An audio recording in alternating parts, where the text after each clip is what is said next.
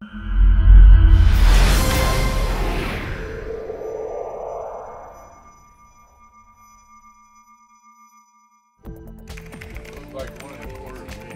stock is the Space Telescope Operations Control Center.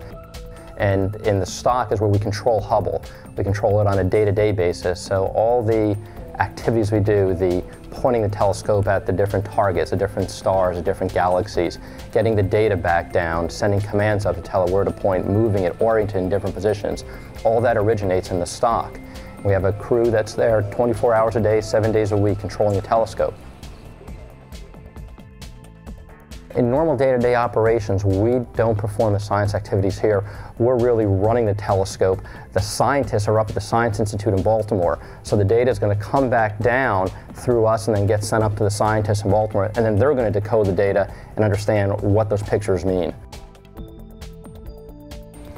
It's a different operational atmosphere for a servicing mission versus nominal operations.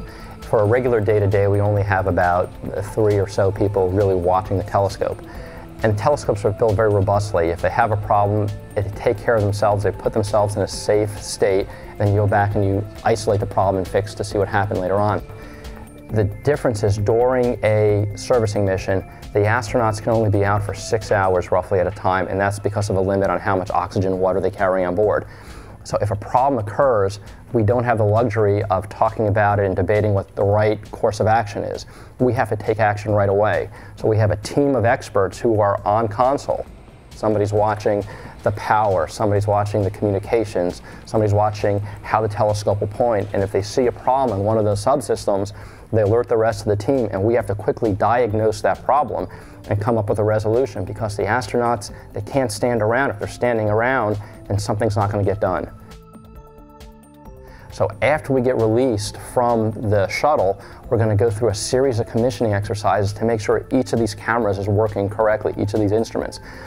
So we're going to test them out over a series of months to make sure that the picture that we hope to get is really there. And just like learning how to use any new camera, you have to play with it a little bit to try to get the exact focus, exact orientation so it's working correctly.